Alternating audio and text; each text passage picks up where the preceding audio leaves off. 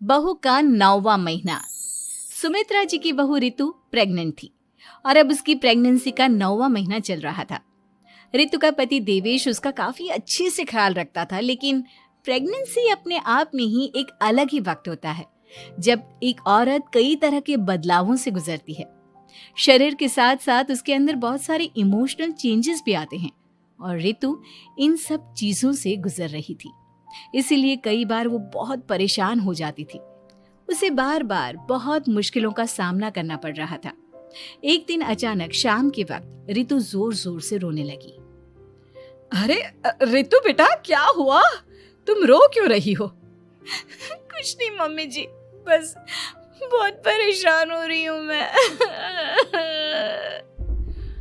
हाँ बेटा, वो तो मुझे भी दिख रहा है, तभी तो रो रही हो तुम। लेकिन परेशानी के पीछे की वजह तो बताओ, आखिर बात क्या है? किसी ने कुछ कहा क्या तुमसे? नहीं मम्मी जी, किसी ने कुछ भी नहीं कहा, बस ऐसे ही मेरा मन कर रहा है रोने का। अरे बेटा, ये क्या बात हुई? रोने का मन कर रहा है? अरे तुम माँ बनने वाली हो, अगर इस तरह रहोगी ना तो बच्चा भी रोने वाले नेचर का पैदा होगा। तो फिर मैं क्या करूं मम्मी जी?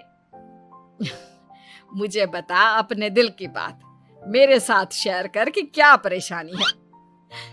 वो क्या है ना मम्मी जी, मैं अपने पेट की तरफ देखती हूँ ना तो अजीब सी घबराहट होती है। अरे लेकिन क्यों बेटा? तुम्हारे पेट में तो तुम्हारा आने वाला बच्चा है, इसे देखकर तुम्हें खुश होना चाहिए।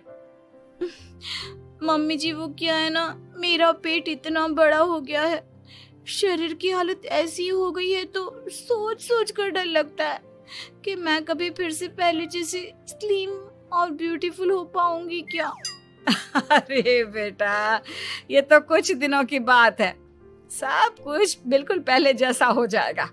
कुछ दिनों के बाद तुम्हें चिंता करने की कोई जरूरत नहीं होगी। रितु, क्या हुआ? तुम बार बार करवटें क्यों बदल रही हो? रात के 2 बज रहे हैं, सो जाओ ना अब। देवेश, नींद नहीं आ रही है, मैं ठीक से सो नहीं पा रही हूँ। अरे ये क्या, तुम तो उठकर बैठ गई। इस तरह बैठे बैठे पूरी रात बिताओगी क्या? क्या करूं देवेश, पेट की वजह से जैसे ही लेटती हूँ अजीब सा लगने लगता है, ठीक से सो भी नहीं पाती। तुम एक काम करो, अपने पेट के बगल में एक तकिया लगा लो, तुम्हें ठीक से नींद आ जाएगी। वो भी करके देख लिया, अब तो लगता है जब तक बच्चा इस दुनिया में नहीं आएगा मैं ठीक से सो भी नहीं पाऊंगी। रितु, बच्चा आने के बाद कौन सा चैन की नींद सो पाओगी? कम से कम अब तो आराम कर लो। तुम सो जाओ देवेश, मैं बैठे बैठे ही अपनी नींद निकाल लूंगी। और फिर कुछ दिन के बाद सुमित्रा जी के घर पर कुछ परिचित लोग मिलने के लिए आते हैं। मम्मी जी, आप उन लोगों के साथ बैठकर बातें करिए, मैं सबके लिए चाय बना देती हूँ। अरे नहीं नहीं बेटा, मैं कर लूंगी, अभी तुम्हारी तबीयत ठीक नहीं है ना, तुम आराम करो। अरे मम्मी, घर के छोटे मोटे काम तो मैं करती हूँ ना, चाय बनाने में कैसी प्रॉब्लम? अच्छा ठीक है, अगर कोई परेशानी नहीं है तो बना दो चाय। अरे ये क्या बात है सुमित्रा जी, आप तो दादी बनने वाली हैं। हाँ जी, बस ठीक ठाक तरीके से मेरा पोता या पोती इस दुनिया में आ जाए तो चैन हो जाए। सही कहती हैं बहन जी, एक औरत के लिए ये वक्त बहुत मुश्किल होता है। वैसे बहू की तबीयत तो ठीक है ना? हाँ हाँ, तबीयत तो ठीक है, बस ऐसे ही थोड़ी बहुत परेशानी है जो इस वक्त होती है, उसी से गुजर रही है। पहली बार माँ बन रही है ना, कभी कभी परेशान हो जाती है। सुमित्रा जी रिश्तेदारों से बात करती है और उन्हें काफी देर हो जाती है। रिश्तेदारों के जाने के बाद, अरे रितु बेटा, तुम अभी तक किचन में काम कर रही हो? मैंने तुम्हें मना किया था ना, इतनी देर खड़े रहने की क्या जरूरत थी? मम्मी जी, वो मुझे लगा रात के खाने में देर हो जाएगी, इसलिए मैं साफ उधर बिजी थी तो मैं खाना बनाने लग गई थी। अरे बेटा, तुम तो बिल्कुल कुछ भी नहीं समझती, जरा अपने पैरों की हालत तो देखो। हाँ मम्मी जी, मुझे भी ना पैरों में बहुत भारीपन लग रहा है। ये भारीपन नहीं है, ज्यादा देर खड़े रहने की वजह से तुम्हारे पैरों में सूजन आ गई है। अब कमरे में जाकर आराम करो, चलो। और सुनो, अपने पैरों के नीचे ना तकिया लगा लेना, सर के नीचे मत लगाना, ठीक है? अपने कमरे में जाने के बाद यार ये प्रेगनेंसी भी कितनी अजीब चीज है, कभी रोने का मन करता है, कभी हंसने का। घर में सब मुझे बहुत प्यार करते हैं, लेकिन प्रेगनेंसी की जो प्रॉब्लम्स मैं फेस कर रही हूँ वो मैं किसी को नहीं समझा सकती। ये सब कब ठीक होगा? और फिर एक रात अचानक रितु नींद में उठकर बैठ जाती है और अपने पूरे शरीर पर खुजली करने लगती है। देवेश की आंख खुलती है और वो रितु को इस तरह खुजली करते हुए देखता है। अरे क्या हुआ रितु, तुम ठीक तो हो ना? पता नहीं क्यों देवेश, लेकिन अचानक से पूरे शरीर में खुजली हो रही है। दिखाओ जरा मुझे। अरे लेकिन तुम्हारे शरीर पर तो कोई मच्छर के काटने की या किसी तरह के रैशेस भी नहीं है, फिर खुजली क्यों हो रही है? लगता है ये भी प्रेगनेंसी की कोई नई प्रॉब्लम है। अरे अरे परेशान मत हो, मैं मम्मी को बुला कर लाता हूँ। सुमित्रा जी के आने के बाद अरे क्या बात है बेटा, इस तरह क्यों खुजली कर रही हो? अचानक से क्या हो गया तुम्हें? मम्मी जी ऐसा लग रहा है जैसे सर से पैर तक पूरे बदन में मच्छरों ने काट लिया हो। अरे लेकिन इसमें रोने की क्या बात है, चुप हो जाओ, सब ठीक हो जाएगा। हाँ मैं बहुत परेशान हो गई हूँ, बस अब जल्दी से बच्चा इस दुनिया में आ जाना चाहिए ताकि मुझे इन सारी प्रॉब्लम से मुक्ति मिले। ऐसा नहीं कहते रितु, माँ बनना तो दुनिया की सबसे बड़ी खुशखबरी है और ये सारी परेशानियां तो सबके साथ होती है। जानती हूँ, लेकिन फिर भी क्या करूँ, रात को सो नहीं सकती, कभी पेट भर के खाना खा लेती हूँ तो उल्टी करने का मन करता है, ज्यादा देर खड़ी हो जाती हूँ तो पैर में सूजन आ जाती है, ज्यादा देर बाहर घूमने भी नहीं जा सकती वरना टॉयलेट की प्रॉब्लम। ये सब कब ठीक होगा? कुछ दिन और बीत गए और अब तक रितु का 9वां महीना खत्म होने का वक्त आ गया था। अब हर दिन रितु बस यही सोचती थी कि उसका बच्चा इस दुनिया में आने वाला है।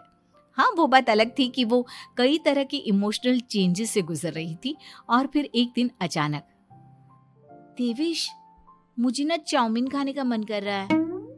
अभी रात के 12 बजे? अरे रितु, इस वक्त चाउमीन कहाँ से लेकर आऊंगा मैं?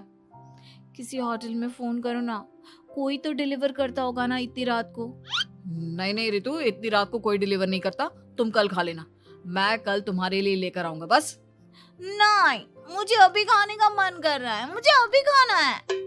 अच्छा अच्छा ठीक है, एक काम करो, मैं किचन में जाकर तुम्हारे लिए मैगी बना कर लाता हूँ, क्या पता उसे खाकर तुम्हारा मन ठीक हो जाए। हाँ ठीक है। देवेश रितु को मैगी बनाकर खिला देता है, लेकिन अगले दिन अचानक से रितु की तबीयत खराब हो जाती है। क्या हुआ है बहू को? बेटा तूने कुछ उल्टा सीधा तो नहीं खा लिया ना? मम्मी वो कल आधी रात को चाउमीन खाने की बात कर रही थी तो मैंने इसे मैगी बनाकर खिला दी। अरे लेकिन एक बार मुझसे तो पूछ लेता, इसी वजह से उसे अजीब सा लग रहा है।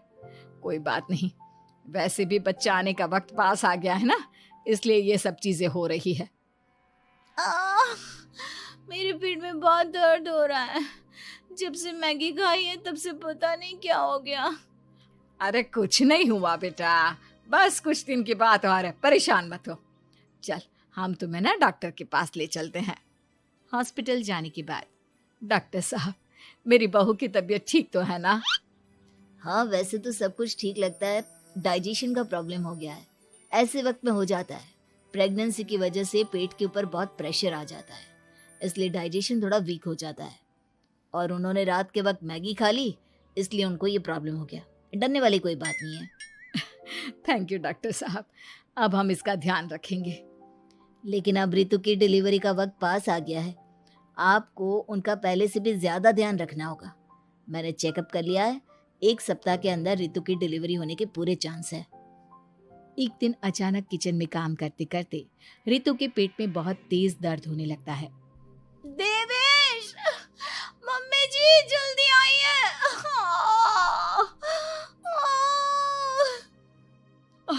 अरे क्या हुआ बहू, क्या हुआ तुम्हें? बहुत दर्द हो रहा है मम्मी, मेरे पेट में बहुत तेज दर्द हो रहा है, मुझसे खड़ा भी नहीं रहा जा रहा। इधर आ जाओ रितु, मैं तुम्हें बेड पर लिटा देता हूँ, सब ठीक हो जाएगा। बेटा, मुझे लगता है इसकी डिलीवरी का वक्त पास आ गया है। अब हमें रितु को हॉस्पिटल ले जाना होगा। वैसे भी डॉक्टर ने कहा था कि 1 सप्ताह के अंदर डिलीवरी कभी भी हो सकती है। मुझे बहुत दर्द हो रहा है, ऐसा लग रहा है जैसे मैं मर जाऊंगी। प्लीज मुझे बचा लो देवेश। अरे रितु, घबराओ मत, ऐसा कुछ नहीं होगा। हॉस्पिटल पहुंचने के बाद आप जल्दी से रितु को एडमिट करवा दीजिए और आप लोग बाहर वेट करिए। नहीं, मुझे बहुत दर्द हो रहा है। रितु, समझने की कोशिश करो, सब कुछ ठीक हो जाएगा। रितु को लेबर पेन शुरू हो गया था और वो काफी तकलीफ से गुजर रही थी। एक बच्चे को जन्म देते समय औरत जिस तकलीफ से गुजरती है उसे सिर्फ वही समझ सकती है। रितु की तकलीफ को देखकर देवेश भी काफी इमोशनल हो गया था। रितु को इस तरह चीखते देखकर उसे बहुत दुख हो रहा था, लेकिन आधे घंटे के बाद जब डॉक्टर अपने हाथ में रितु और देवेश की छोटी सी बच्ची को लेकर आया तो रितु के चेहरे पर स्माइल आ गई। रितु, ये देखो, तुम्हारी और मेरी नन्ही सी बेटी। ये तो एकदम परी की तरह दिखती है। दिखेगी क्यों नहीं, एकदम तुम पर गई है ना, इसलिए।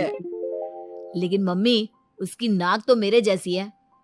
अच्छा ठीक है, नाक तुम रख लो, बाकी सब मेरे जैसा। देखा रितु, तुमने कितनी तकलीफ सही, लेकिन उस तकलीफ के बदले तुम्हें भगवान ने ये छोटी सी परी दे दी। और ऐसा सब औरतों के साथ होता है। तुमने बहुत हिम्मत रखी है बेटा, और इसका नतीजा आज हमारे सामने है।